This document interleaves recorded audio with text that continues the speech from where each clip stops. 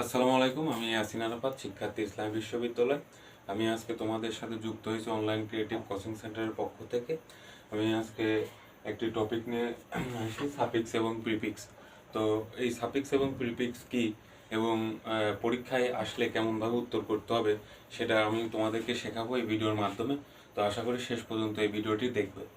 তো আমরা চলো প্রথমত মূল আলোচনায় চলে যাই, সাফিক্স এবং প্রিফিক্স। তো আমাদের প্রথমে জানতে হবে প্রিফিক্স এবং সাফিক্স কি। তো আমরা শুরু করি। প্রিফিক্স, প্রিফিক্স প্রিফিক্স মানে প্রিফিক্স শব্দের অর্থ উপসর্গ। আমরা নবম দশম শ্রেণীতে পড়ে থাকি যে উপসর্গ আমরা সবাই জানি। তো প্রিফিক্স মানে কি? প্রিফিক্স মানে উপসর্গ। উপসর্গ কি? উপসর্গ হচ্ছে নতুন একটি মূল শব্দের সাথে যুক্ত করে শব্দের অর্থ পরিবর্তন করা। যেমন আমরা একটা উদাহরণের মাধ্যমে বোঝাতে পারি।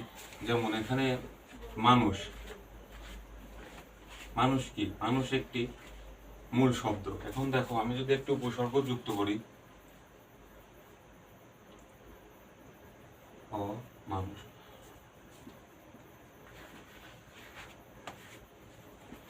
মানুষ, দেখো তো, মানুষ হচ্ছে মূল শব্দ। মূল শব্দের সাথে আমরা একটি উপসর্গ যুক্ত করেছি। এখন কি আমাদের কি আসতেছে? অমানুষ। শব্দের অর্থ কিন্তু পরিবর্তন হচ্ছে। তো তেমনি ভাবে দেখো যে আমরা বলতে পারি, ইংলিশে একটা উদাহরণ দিতে পারি, হ্যাপি।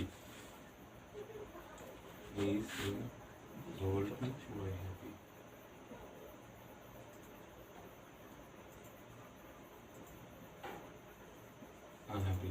দেখো তো, হ্যাপি, হ্যাপি হচ্ছে আমার কি মূল ওয়ার্ডস। আমি এখানে একটি যুক্ত করেছি আন, যুক্ত করেছি এবং একটি প্রিফিক্স যুক্ত করে আমি কি মূল শব্দের অর্থ পরিবর্তন করে দিয়েছি আনহ্যাপি। তো এটা হচ্ছে প্রিফিক্স। এবং সাফিক্স কি? সাফিক্স মানে কি? সাফিক্স মানে বাংলা শব্দ হচ্ছে প্রত্যয়। প্রত্যয়, প্রত্যয় কি? মূল শব্দ শেষে যুক্ত হয়, সেটা হচ্ছে প্রত্যয়। যেমন বলতে পারি, উদাহরণ মাধ্যমে বলতে পারি, মানুষ প্লাস তয় ব, তাহলে কি হচ্ছে? মনু সত্য, মনু সত্য। এখন দেখো তো, মানুষ কি? মানুষ আমাদের মূল শব্দ। এখানে আমি শেষে কি তয়ব যুক্ত করি। তয়ব কি? তয়ব প্রত্যয়। তাহলে হচ্ছে এই যুক্ত করার পরে আমাদের কিন্তু মূল শব্দের অর্থ পরিবর্তন হয়ে যাচ্ছে, মনু সত্য। যেমন বলি happy, double P one, happy নি ডবল এস, হ্যাপি, হ্যাপিনেস। তো এই হচ্ছে প্রিফিক্স এবং সাফিক্স। তো আমরা এখানে একটি বোর্ড কোশ্চেন দিয়েছি। এটা ঢাকা বোর্ডে 2025-এ আসা একটি কোশ্চেন। তো এই কোশ্চেনটা সলভের মাধ্যমে আমি তোমাদেরকে দেখাবো যে কিভাবে ভেঙে ভেঙে বাংলা করে অ্যান্সার করতে হয়। তো চলো আমরা প্রথমত চলে যাই আমাদের বোর্ড কোশ্চেনে। দেখো, এখানে বলা আছে we should bear in mind that. তাহলে বাংলা কি হচ্ছে? We should bear in mind that, আমাদের মনে রাখা উচিত যে habit is the second nature. Habit মানে কি? হ্যাবিট মানে আমরা সবাই জানি অভ্যাস। Habit is the second nature মানে অভ্যাস হয় দ্বিতীয় স্বভাব অফ হিউম্যান বিং, মানব জাতির। তাইলে আমরা প্রথম লাইনে কি বাংলা পাচ্ছি? যে আমাদের মনে রাখা উচিত যে অভ্যাস হয় দ্বিতীয় স্বভাব মানব জাতির। তো পরের সেন্টেন্সে কি আছে? If anyone become dash to good manner. মানে বাংলা কি হচ্ছে? ইফ এনিওয়ান বিকাম, যদি যে কেউ হয় ড্যাশ টু গুড ম্যানার্স, মানে ভালো আচরণে অভ্যাসে ড্যাশ করতে, ভালো আচরণ অভ্যাসে ড্যাশ করতে। তাহলে এখানে আমরা উত্তর প্রশ্ন মনে রাখবো যে আমাদের মূল শব্দ এখানে কি? কাস্টম। কাস্টমকে আমরা পরিবর্তন করে বাংলা মিনিং অনুযায়ী আমরা বসাবো। তো এখন দেখো, প্রথমত লক্ষ্য করো যে কাস্টম মানে কি? কাস্টম মানে হচ্ছে আমরা সবাই জানি CUSTOM, কাস্টম মানে হচ্ছে প্রথা, প্রথা।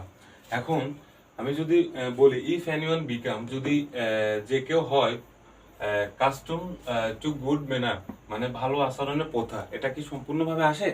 আসে না। দেখো এখানে টু আছে। টু কি? আমরা সবাই জানি এটা একটা প্রিপোজিশনের অংশ, অ্যাপ্রোপ্রিয়েট প্রিপোজিশনের অংশ। দেখো আমাদের অ্যাপ্রোপ্রিয়েট প্রিপোজিশনের মাধ্যমে একটা ওয়ার্ড সচরাচর আমরা দেখি যে আসে অ্যাকোমোস্টেট, double C U S T ও M E D, অ্যাকোমোস্টেট two. অ্যাকোমোস্টেট two মানে কি? অ্যাকোমোস্টেট টু মানে কোনো কিছু করতে অভ্যস্ত। তাহলে এখন দেখো তো, আমরা যদি এখানে উত্তর করি অ্যাকোমোস্টেট, তাইলে আমাদের বাংলাটা কি মিনিং আসে? ইফ এনিওয়ান বিকাম, যদি যে কেউ হয়, অ্যাকোমোস্টেড টু গুড ম্যানার, মানে ভালো আচরণে অভ্যাসে অভ্যস্ত করতে। তাইলে হি, তবে he can not, he can not be, he can not be, কি এটা তো ভুল,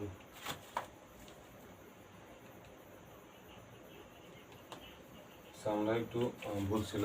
হি can not dash with anyone, মানে কি হবে? হি ক্যান নট, সে পারে না, ড্যাশ উইথ এনিওয়ান, যে কারোর সাথে ড্যাশ করতে পারে না। এখন দেখো তো এখানে বিহেভ দিয়ে আছে, তাহলে আমাদের কি হলো? মূল শব্দের সাথে আমাদের সাফিক্স অথবা প্রিফিক্স যুক্ত করা, এবং এই যুক্ত করব কিভাবে? বাংলা অর্থ অনুযায়ী। দেখো, হি can not dash behave with anyone, তাহলে এখানে কি বাংলা হচ্ছে? হি ক্যান নট, সে পারে না আচরণ করতে যে কারোর সাথে, মানে আচরণ করতে। এখন আমাদের অবশ্যই এটা পরিবর্তন করতে হবে। তাহলে দেখো, আমরা প্রথমে কি পাইছি? ইফ এনিওয়ান বিকাম, যদি যে কেউ হয়, অ্যাকোমোস্টেড টু গুড ম্যানার, মানে ভালো আচরণ অভ্যাসে অভ্যস্ত করতে, তবে he can not misbehave. Misbehave দিলে কি হয়? মিসবিহেভ, এখানে যদি আমরা উত্তর করি মিসবিহেভ, মিসবিহেভ মানে কি? খারাপ আচরণ। হি ক্যান নট মিসবিহেভ, সে খারাপ আচরণ করতে পারে না উইথ এনিওয়ান, যে কারোর সাথে। তাহলে আমাদের বাংলা কি আসতে? যদি কেউ হয় ভালো আচরণে অভ্যাসে অভ্যস্ত, তবে সে পারে না কারোর সাথে খারাপ ব্যবহার করতে। তো আশা করি এই বাক্যটা তোমরা বুঝতে পারছো। পরের বাক্য, so moral dash is important. এখানে দেখো, মোরাল মানে কি? নৈতিক। এখানে কি? এডুকেট, এডুকেট মানে শিক্ষা দেওয়া, এডুকেট মানে কি? শিক্ষা দেওয়া।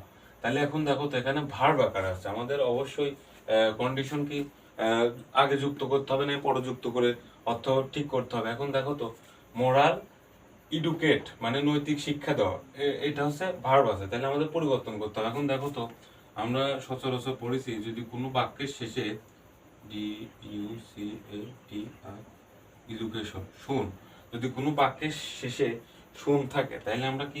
অবশ্যই এটা নাউন, নাউন। এখন দেখো, মোরাল কি?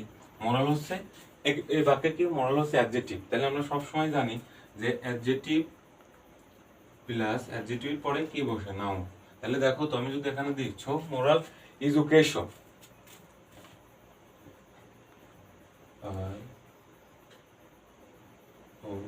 এডুকেশন, সব মোরাল এডুকেশন, নৈতিক শিক্ষা ইজ ইম্পর্টেন্ট, হয় গুরুত্বপূর্ণ।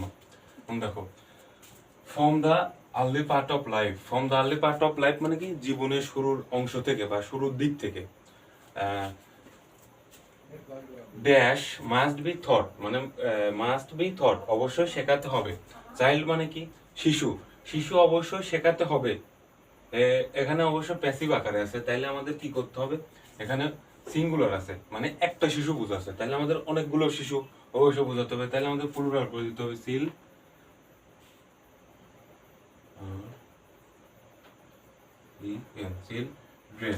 চিলড্রেন মানে কি?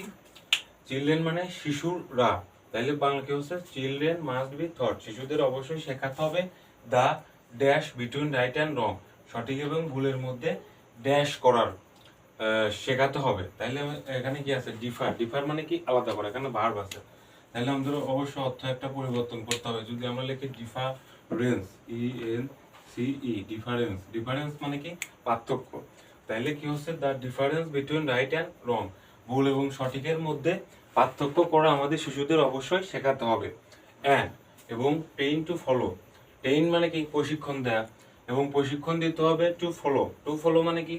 অনুসরণ করতে। টু প্লাস ভার্ব ওয়ান থাকলে কি হয়? কোনো কিছু করতে। তাহলে অ্যান্ড ট্রেইন টু ফলো, প্রশিক্ষণ দিতে হবে অনুসরণ করতে, what is right and what is wrong, কি সঠিক এবং কি ভুল। তো আশা করি আজকের এই বোর্ড কোশ্চেনটা তোমরা সুন্দরভাবে বুঝবা, এবং পরবর্তীতে আমি তোমাদের সামনে নতুন একটি ক্লাস নিয়ে হাজির হব। তো আজকে এ পর্যন্তই।